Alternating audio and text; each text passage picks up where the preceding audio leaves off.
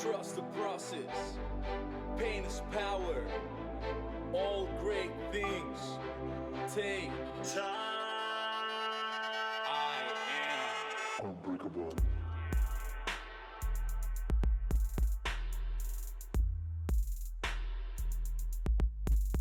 Unbreakable.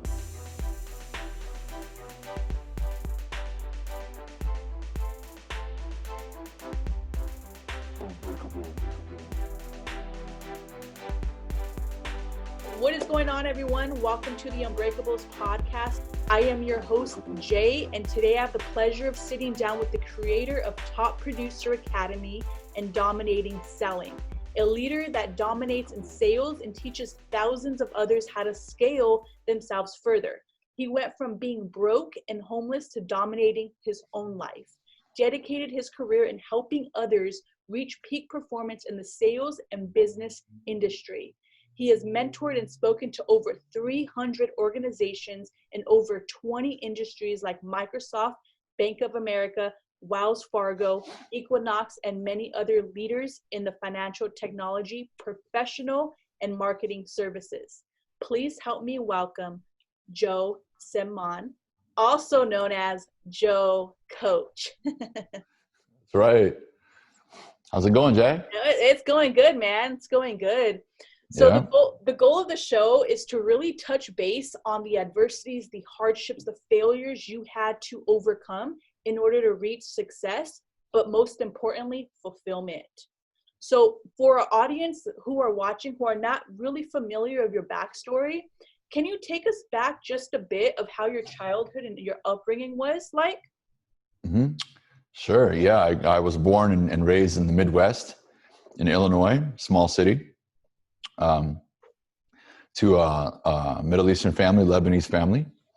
And I was the only one born here. So it was kind of a hybrid life of, kind of growing up with two cultures, which was pretty cool. I'm one of the lucky ones. Like I had a great family life, great parents. And, ever since I was a kid, I had always been looking for, ways that I could make extra cash so I could, do the things that my friends were doing, and whatnot. And eventually I noticed, in my late teens, like 17, 18 years old, in fact, when I was in college to be an engineer, I noticed that I should probably try to avoid engineering, especially since I flunked almost every math class. And I'm like, let me just see if I can develop a career in what I love, which is just talking to people, and that wasn't a really popular thing to do, especially with, the expectations that you have as a kid growing up in school and stuff. So yeah, that's where it all began at like 17, 18, 19 years old. And I actually ended up graduating miraculously. I don't remember a lot of it, but I graduated from Illinois State University with a degree in international business and a minor in marketing. And I started the career, right? And so fresh out at the gates, I ended up moving to Chicago, got a couple decent jobs, pretty high ticket job, my second job. And then 9/11 hit and they laid off like 90,000 people in my industry. And I was one of the young pups, so I couldn't really compete with a lot of the other people out there trying to get that job. And so again, I had these expenses that I accumulated while making decent money and was working 3 jobs, living paycheck to paycheck, always ending up with like $100 in my account at the end of the month, if that. And I decided one day, I'm like, I got a phone call from a buddy who lived in California. He moved out here with his family after college. And he was just telling me like how much he loved it and how busy it was out here and how everybody was making money. And I was like living paycheck to paycheck and working, 2.5 jobs really. And I remember waking up that morning, it was late January. And it was like, I don't know, like 9 degrees outside was the high.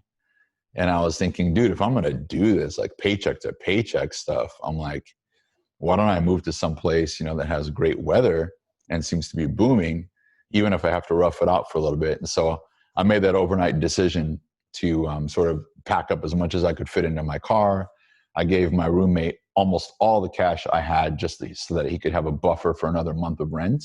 Mm-hmm. And I moved out here with like $150 and just slept in my car for, the better part of 4 months. I had a few friends that I made step in here and there, and I would crash sometimes. But for the majority of the time, I was just, bouncing around and living out of my car. Man, that's incredible. That's crazy. That just to think, like, if you look at you now, I'm sure you probably get this a lot, where people probably don't even know that about you. And when they find out, like, well, I would have never guessed, right? Mm-hmm. But okay, so going back just a little bit, coming from a Middle Eastern and immigrant background, how did that affect you in your life? And would you say that was an advantage for you? Well, you know what? For me, I wasn't really the immigrant. Like my family had already been here for years when I was born. Mm. And so that's why I'm like, I have this hybrid life. So there's definitely advantages because you learn to be very flexible with different types of people. And luckily I had a family that was like open to everybody. They weren't really like, oh, we stay in our culture. We had friends in our own culture, but my parents were friends with everybody. I'm like, all the neighbors were friends with us. Like my mom, my mom and dad were both like very social people, but my mother was the type that would like meet a friend at the grocery store and keep in touch. You know what I'm saying? She would always be cooking for everybody, inviting everybody over. And we, although, as a family for years, we literally lived paycheck to paycheck. I really didn't notice a hardship, and a true hardship like some of the other friends that we have, right? We weren't running away from a war. We weren't like, everything just kind of like fell into place, even though behind the scenes, my mother and my father were working night and day just to make sure that we have a decent upbringing. So I didn't have, a massive level of adversity as a kid. I didn't spend time in a refugee camp, or some of the crazy things that I hear some of my new friends, talking about. And so I look at them and I'm like, oh my God, how'd you guys make it? So for me, going through, having a reasonable upbringing and then making a decision. And I actually stopped calling myself homeless, because I'm like, I wasn't homeless. That's too strong of a word. Like, I had a home in Illinois. I could have easily just gone back to my parents, but I didn't want them to know my situation. They'd come chasing after me. It was more of a conscious decision. Like, I knew what I was getting myself into. And I just said, look, man, it's a people world. Just head out there, rough it out. So what if you have to sleep in your car? At least it's freaking warm outside. Like, it's not like if I slept in my car in Chicago, I'd probably die. Like, I would freeze to death, right? But it wasn't as bad for some reason as I think we make it out to be. At least it didn't seem like it at the time. There were definitely some really, really rough moments.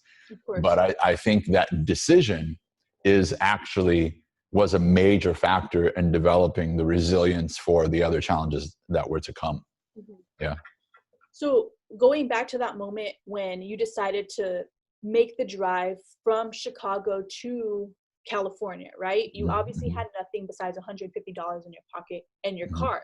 By the way, I saw the car that you used to have.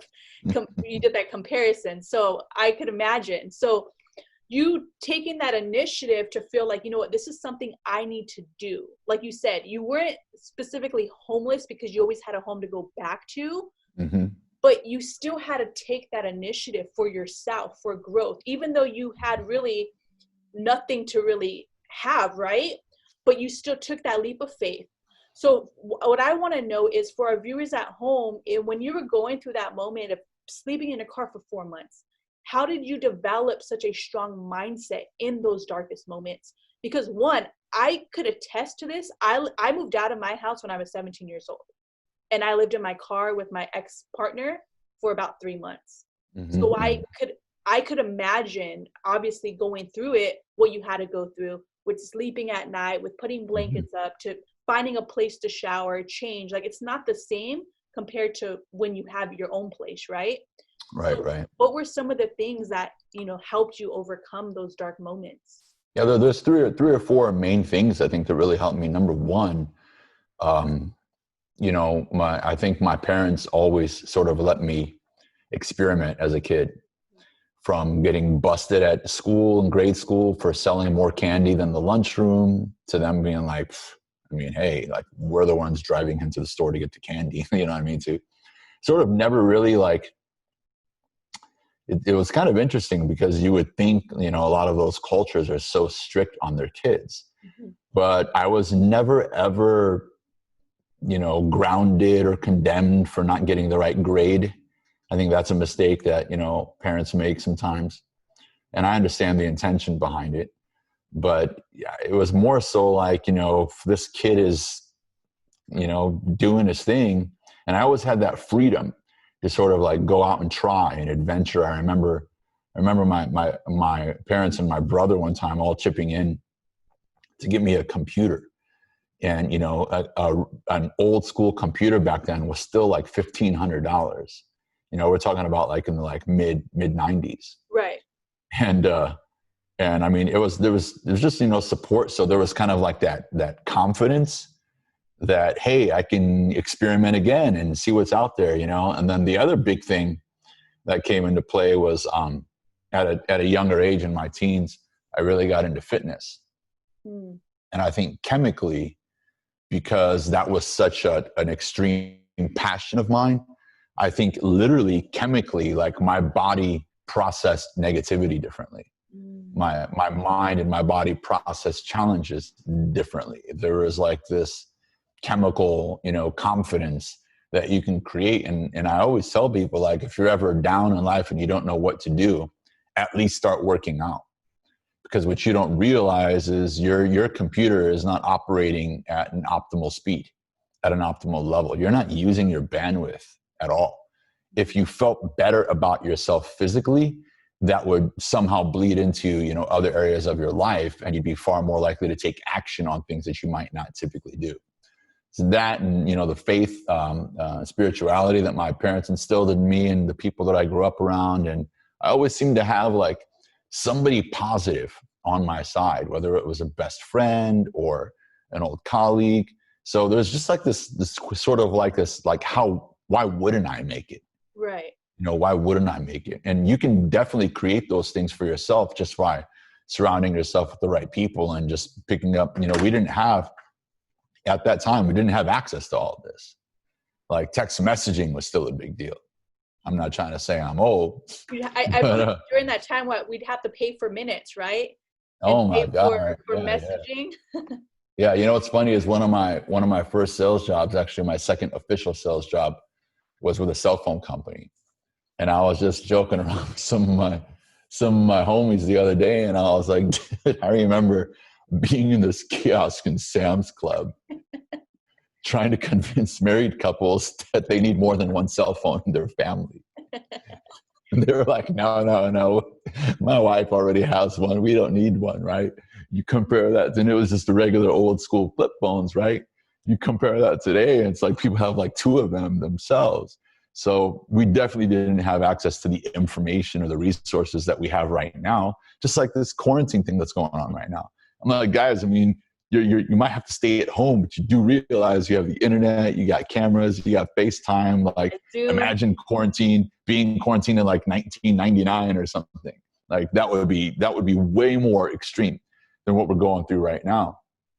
And it was just the dominoes fell. And, you know, that's actually, you know, because I was so young, that didn't end up being the toughest time I had. Everybody here is asleep in your car.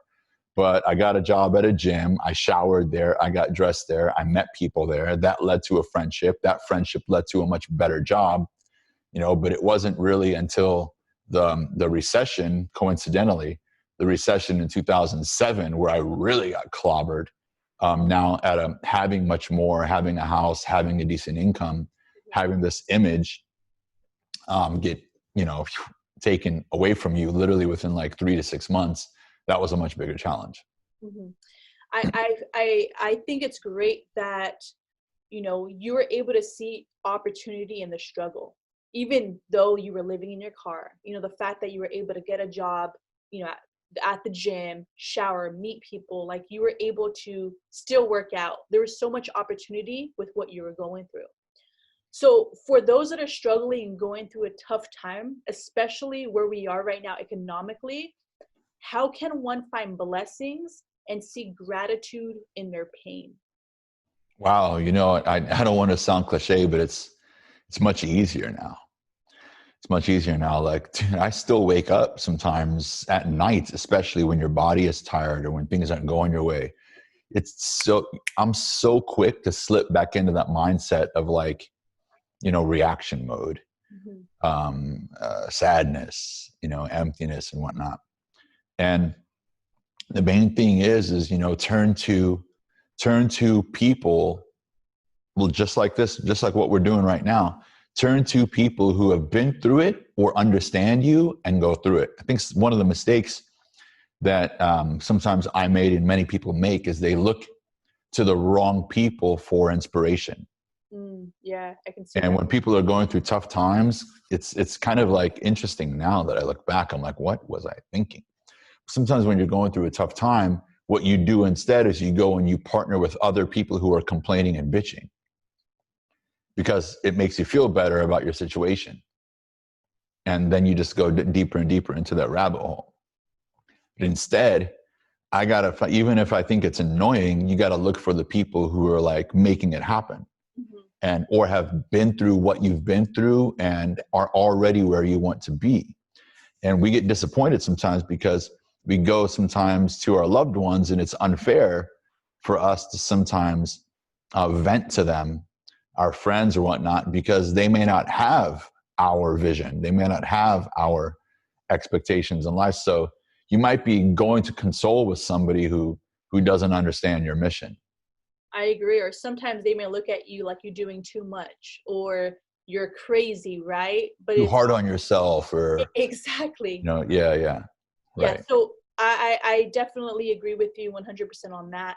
Yeah. So when would you say your aha breakthrough moment was? I mean, you said it was what you went through that situation back in 2002, but you also had another breakthrough moment in the 2007 recession.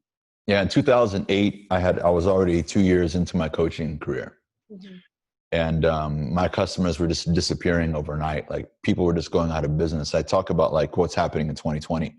And I go back to some of my friends. I'm like, did you guys forget that we went through something very similar other than it being a virus this time instead of, a real estate collapse? But I'm like, you guys, did you forget? Like, have things been good for the past decade? So I always say, like, as Americans, we're so good at forgetting, like what's already happened. It'll last for what, a month, 2 months. Yeah, and then it's like we go back to normal. And somebody asked me the other day, like, what are you afraid of during this process? I'm like, I'm not afraid of what's happening right now. It's a worldwide challenge. We'll be over it in about 8 to 12 weeks. So what I'm more afraid of is that people will forget what we learned during this process and go back and be zombies again and be blind to the reality of life and a lot of the things we took for granted. But the big one for me was in January of 2007, I had to leave the house that I was living in for financial reasons. That house was eventually going to end up being short sold back to the bank. And then things got even worse. So now I'm depleting my bank account at like rocket speed. And, it's kind of embarrassing at the same time, although I was fairly understanding of it because this was happening to thousands of families. And I didn't have kids. I didn't have all these extra people to take care of. So it helped a little bit to know that, hey, I've been through something like this before. Remember there's resilience I was talking about, that you learn, you become a little bit less emotional. And so I'm like, let me figure this out. So I moved to an apartment with a roommate. Eventually my roommate loses his job, can't cover the rent. I try to cover the rent, couldn't do it the second month. So now I lose a house and I get evicted and my credit takes a plunge all within a 90-day period. All the while I'm out on the street going, let me trade in your company, right? And people were like, what the fuck are you talking about? Train the company? They're like, we're just trying to keep the doors open. They're like, you want us to spend money on that? So I was like, oh my God, what is going on right now? And I realized that I had, again, forgotten and taken so much for granted. And I remember, I mentioned this before, just recently. I haven't really shared this except for my immediate friends. Just recently, I mentioned it on a few other podcasts, but there was this week where I knew I was being evicted the next week, and I was alone. My roommate had already bounced, just disappeared, which is fine. A lot of people were going through challenges, at that time. And I remember just going up to my computer and being like, I got to figure this out. I got to figure this out. I got to sell myself. I got to sell myself somehow. You got friends, family, everybody's telling you, get a job, go on interviews. What are you doing? You're talented. What are you trying to, a coach, sales coaching? What are you talking about? Like, it's a recession. So you have that distraction hitting you. And I'm like, dude, I'm young. It's just me. Like, I'm going to go through this. And, a lot of those people hadn't been through what I had been through. So they weren't as resilient as me. They were far more worried than me. But there was one night where I was taking a shower, and I have this thing where I try to, I was always trying to hold in the frustration. And, I collapsed in tears in the shower one night, 2 days before my eviction notice was going to expire. I think just, the buildup of just one thing after another hit me. And I got up a few minutes later, and it hit me. I just realized that no matter how well I've done in sales, no matter how many cool stories I have, the world, I'm not making money right now. And on top of that, 70% of the people that I talk to do not want to invest money in the training. It wasn't that they didn't want me to train their team. It was that they didn't want to pay. So what that really meant was I was not valuable enough for them to use their money during a tough time. And so I'm like, wow. So my big awakening in 2007, 2008 was, you've got to become a person who has acquired so much knowledge, so much skill, and so much value that nobody turns you away again, at least not on the scale that it was happening. And so it was a combination of, that sinking hole, and then me going, now I know people, now I'm out there, I'm knocking on doors, I'm putting in the work, I'm putting in the time, I'm putting in the effort, I'm going crazy here, like, right? And the bottom line is this is the self-awareness and self-honesty that most people have trouble with. I had to say to myself, I'm not as good as I think I am. And it shows during tough times. It's easy when things are easy. We just went through a really, really easy economy. The past 8 years have been really easy. I mean, people are making money people are becoming millionaires selling tea. Yeah. Teeth whitening. Yeah, it's crazy. And people are buying brand new cars, like every year. You know what I'm saying? And a couple of years ago, I was saying, ooh, I was looking around, and I was getting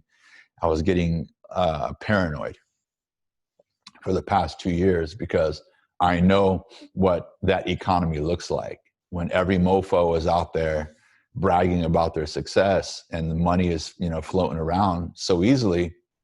I'm like, this reminds me of the 2 years before I went down. Mm-hmm. And how I was taking it for granted and spending money like crazy and showing off a little bit and taking trips to Vegas every week and getting the best hotel rooms and you name it. I'm like, oh my God, this is what was happening 10 years ago. And so luckily, at that time, we didn't even have, like, YouTube wasn't even that great of a source for a lot of information yet. Podcasts weren't that popular yet. So I was buying books and asking people who were above me in life if they would meet up with me, if they would have lunch with me. I would do whatever I could. I would go on sales calls for them. I would work for them for a week. I would train them in the gym, something that I hadn't done since I was in college. Whatever it took to learn from people and reading. It's so funny because I remember, after I got evicted, a random friend of mine saw me. I was thinking, screw this, I'll just go live in my car again. Like, I perfected that, I don't want anybody to know that I got evicted, again. And he noticed that I was moving. He's like, what are you doing? So I ended up, he was cool. He's like, dude, I'd really love to have you as a roommate. Let's help each other out. And I'm like, God must have sent me somebody. But during that time, I would be laying out at the pool, and I would have like notepads and like books around me and highlight markers and headphones on. And I would do this for like 4, 5, 6 hours a day. So not only did I have like the best tan ever of my life when I was broke, but there was a rumor going around our apartment complex that I must have tons of money, because people are like, this guy doesn't freaking work. This guy just hangs out at the pool all day long. You know, the truth was is I only had like 1 or 2 clients at that time. So that would be like, 4 or 5 hours a week.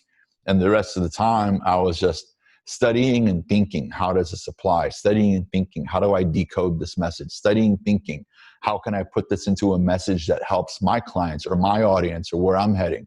And then I sort of became addicted, both in a paranoid way and in an inspiring way, to just keep studying, practicing, listening, looking, constantly looking for information, gold nuggets, doing research from organizations that are not popular, but have, tons of information in them, and then going to market and trying it. And I mean, I joke about it all the time, but I would walk into a company and they'd be like, okay, yeah, come on in, we'll talk to you, we'll hang out for a minute. And I would tell them what I would do. And I'm like, I'll do anything to help you guys. I can help you. I know times are tough right now. What do you got to lose? And they'd be like, how much you charge? And I'd be like, $5,000 a month. And some of them would be like, we'll give you 500, dude. Like, we're not giving you $5,000. Like, are you serious? Like, and we got to pay you in advance, even if it doesn't work. So, when you're struggling and you find somebody who is willing to invest in you, I would say yes to everyone. I had companies that like, we're not paying you. And I would say, okay, I'll do it for free. But you got the experience, right? I was like, I got to test this somewhere. I got to test what I'm learning somewhere. I got to test what I'm practicing somewhere. And I became obsessed with really tuning into companies, looking at their reports, listening to their phone calls, talking to the people, going back to the drawing board, coming back and trying new stuff, going back to the drawing board, try new, drawing board, try, drawing board, try, study, drawing board, try, just constantly. Literally the majority of my week was 30 to 40 hours a week on top of my time on the road was spent studying and listening and trying to find better ways, listening for signals, patterns, hints of what was happening. And then that eventually became, an awareness level or a learning level that was beyond anything that I had ever expected that I could do. So looking back at what you went through back in the last recession, compared to what we're going through now in 2020 with COVID-19, stay-at-home order, do you find yourself running into the same situation where people are losing their jobs and unemployment rate is higher now than ever before, right? So do you sometimes find yourself in that same situation where your clients don't want to pay, or you find work even being slower than usual? And if so, what are you doing differently now than before? Remember when I said, I realized that if I want to be able to make it in any economy, I had to have so much value as a person that it may not affect me. And so I'm at that stage right now where now it's to the point where when times get tough, people reach out to me even more. Because when everything's perfect, everybody thinks, oh, we got it handled. Our people are really good.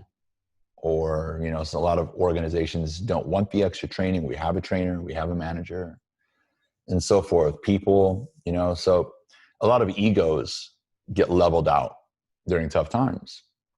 The only difference now is I have I could go for weeks and weeks and weeks and weeks inside of a company, just leveling them up, and literally overnight they see differences in their sales teams, even in their management. And I have noticed that there are, some smaller companies, as you know, that are more likely to struggle. And it's both a lack of preparation. It's both a lack of preparation and reaction. Now, the cool thing about what's happening right now, and the bad thing, is it happens super fast. In other recessions, it was sort of it was fast, but it was more like over a year or so that it deflated. This one happened really fast. And so although that's going to have a massive financial impact on the country, our unemployment rate, to me, is not really a true unemployment rate. It's because the government said, go home. Otherwise, companies would have kept going. So it was kind of a forced recession. Maybe strategically, maybe not. We'll never know. But it was forced. And so I think, the rebound from this one is actually going to be much quicker than it has been in other recessions because we have more resources, we have more technology. I think going through something like this makes people more caring, makes them more appreciative, makes them more creative, makes them more innovative. I think that the majority of people are going to come out of this in beast mode. Oh, I can see that for sure. Yeah. Because I feel like so now this I don't think it'll be, as bad as everyone says. I think, the wealthy will take advantage of it like they always do. And we knew that a recession was coming. That's no surprise at all. If you've been around for even a decade, that's no surprise. How it's going to happen, what shape it's going to take, nobody really knows. But the one thing that prepares you for anything is skill and mindset. Skill and mindset. If you're always working on those two things, there's not really much that can take you down except for maybe a truck or a bus. That's true. Bam, So, I don't know. Yeah. So for our entrepreneurs that are watching, how can one develop a domination mindset? Yeah, so the quickest way, the easiest way is, unfortunately, still a lot of people learn through their personal experiences. Sometimes I tell my friends, I'm like, leave your parents' house and go live in your car if you want to level up. They're like, what? But the truth is I tell people this all the time. I'm like, it's amazing how much time everybody spends on Instagram and Facebook and messaging and filming the perfect dance video for 45 minutes for TikTok. Or they need matching shoes, or they're trying to find this exact pair of Nikes or Yeezys that they want. They'll spend hours online. And I'm like, there are people telling you their entire lifespan of lessons, experience, and mindset. And if you immerse yourself in that repetitively, right now, you're always being programmed. Very few of the decisions that you make are organically made by you. They're influenced by something or someone. Just look around. Guys all walking around with the same belt. Mm-hmm. Girls walking around with the same shoes. Sometimes I see I'm like, dude, everybody's starting to look the same. Same makeup tutorials, same brands, similar cars, similar music. And things happen even quicker now. I call it the copycat culture. At some point, you got to step out of that matrix. You got to be like, if I want to level up, I don't actually have to become friends with an expert. I just have to look for them. So when people reach out and they're like, well, where do I start? I'm like, how like when you want to shop for something online or you just start typing things into the search bar and things pop up. And the more you search for it, the more relevant things pop up. I'm like, start there. I was just online with Daniel Alonso a little bit ago. And he was like, dude, I used to go to the library. And I'm like, whoa, library? Those even exist anymore? Right? Like you had to go to the library and like search for books and stuff. I used to go to Barnes and Noble after the last big crash that we talked about. And, just so I wouldn't feel like I was using the store, I would at least go buy like a tea or a coffee or something. And I would go from department to department, like checking out books and then going and sitting in the corner somewhere and reading it. Literally taking notes at Barnes and Noble because I can't buy all these books. Like I don't have enough money to buy all these books. I would take pictures of the pages. Oh yeah, whatever it took, and I'm saying like back then, I think the phone I had was a Motorola Razr.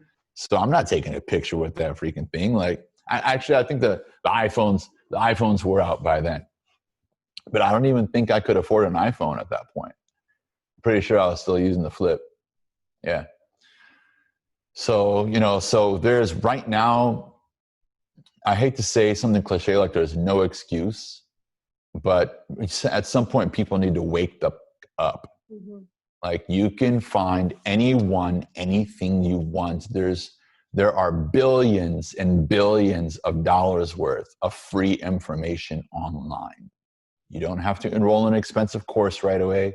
You don't have to go right to me as, like a high paid coach.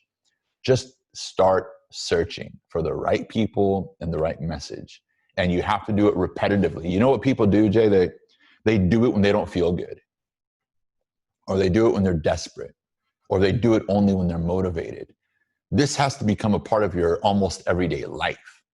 Like I used to wake up in the morning and like crank Usher in the bathroom and like bust a move while I was getting ready, right?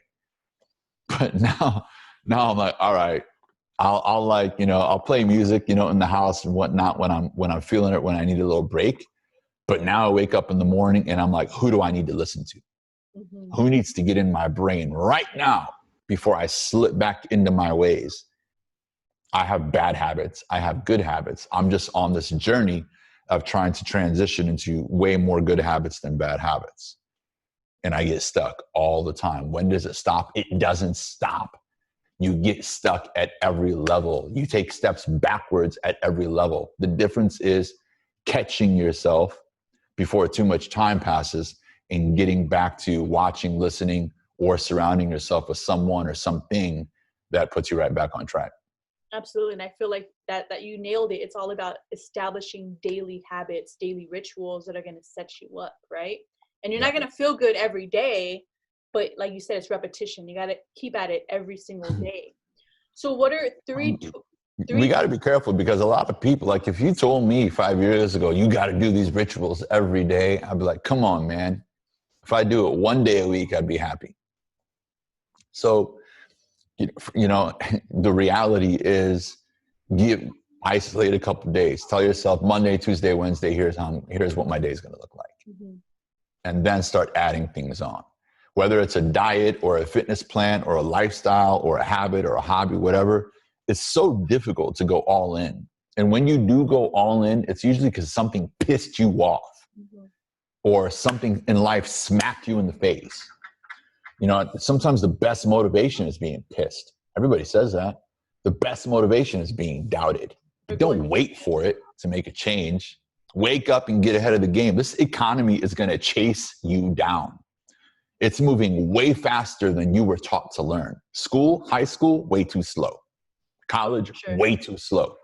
By the time, that's why there's so many companies now accepting applicants without college degrees. Because by the time you even get to the company, that shit's outdated already. Might as well train you ourselves. But you have to learn faster than the economy is moving. Or when something like this happens, you're going to be miles behind the race. Miles. That's a good way to see it. So what are three tips and strategies that you can give anyone that's watching, entrepreneurs, when it comes to living a more successful life and more fulfilled life? Yeah, whatever it is that you're doing right now, whatever your career is, whatever life you're in, whatever you're in right now, start looking for experts and people and research in whatever area you're working in or you're passionate about. It doesn't have to be your passion, to make sure that you are acquiring skills that nobody else has. If there's ever a cutback in the economy or your company has to lay people off and you're the most skilled person on the team, do you really think you're going to get laid off? Do you really think they're going to cut you first? No. If you get cut first, then wake the fuck up. Mm-hmm. Because you might be a great person at heart. You might be a sweetheart. You might be an amazing friend, but the economy is trying to tell you something. You're good. We love having you here, but you're not worth the money right now. Mm-hmm. So that's one thing, is wake up, be aware, and go out and learn as much as you can from people. Second thing is, be careful what you put in your mind. If you're going to crack your phone open every time a new news article pops up or the media posts something, you're constantly being programmed. You're always being programmed. And don't get me wrong, I'm down to throw on some hip hop and have some fun once in a while. You see what I'm saying? But I also know that that's entertainment. It's not continuous. You know, I'm the guy who's rocking out every time I'm in my car, volumes on high, rocking out. I'm dancing in my car. People are staring at me. I don't care. I'm staring back at them, right? But now, like sometimes people get in my car and they're like, what are you listening to? Because 70% of the time I'm trying to absorb something from someone. And then when I'm over it, I'll switch back over to music. But people constantly want to be entertained. And that's great. I love some entertainment. I love those funny videos. I love watching King Batch and all those guys or whoever is out there, right? But I also don't like constantly fill my time with it. You got to wake up. I call people zombies for a reason. Not because they're literally zombies, because they act like zombies. Totally influenced by everything around them and not thinking for themselves. And then going, why is life so tough? What do I do next? How do I make more money? Like, dude, take a look at yourself first. Self-reflection. Start to be honest about what's going on in your life and where you spend your time. Absolutely. So who are 3 of your mentors or influencers that you're currently learning from? Wow. Everybody goes, who are the 3? So first of all, I don't really have any favorites, because I find value, some type of massive value from everybody. Doesn't matter their age group. They don't have to be around for 30 years for me to be inspired by them. There's so many people that I admire. I don't even want to show favoritism to any of them. Even some of them are my close friends that I consider mentors. Mm-hmm. But I don't want to show favoritism. You know, more important than me saying, here's the 3 people that I really look up to. You know, if I had to break it down on a really, really strong fundamental level, for me personally, the first 2 would be my parents. Not everybody can say that, but that shouldn't limit them. And I would say if there is, you know, sort of a Michael Jordan of the mindset world that I grew up with, and it's amazing to me now. A lot of people don't even know who he is still for some reason. You know, Tony Robbins, you know, was a big one when I was a young adult, young professional. He was one of the only, like, you know, influencers out there in the business game, the mindset game, the health game, you know, but there's so many out there. And I'm not going to give you 3, but what I am going to say is you have to find the ones that you like. You got to go out there, and everybody's going to relate differently. Somebody might not like the delivery of this person or the lifestyle of that person or how this person communicates. The main thing is not to look for a person. The main thing is to become the person who's constantly learning. To be out there, go out there and get your feelers on. Absolutely. So what is next for you, Joe? What do you have? What are you currently working on? What do you have coming up the pipeline? Right now I'm developing an online university, which is, you know, basically a full-blown academy of everything that I've learned and have been teaching secretly and privately to, you know, hundreds of companies now, online for 24/7 access to the world, basically. And I'm also going to recruit other mentors and other people that I admire to be a part of that university and that academy to help as many people out as we can. And I'm trying to do it, you know, as affordably as possible so that we really have some quality reach.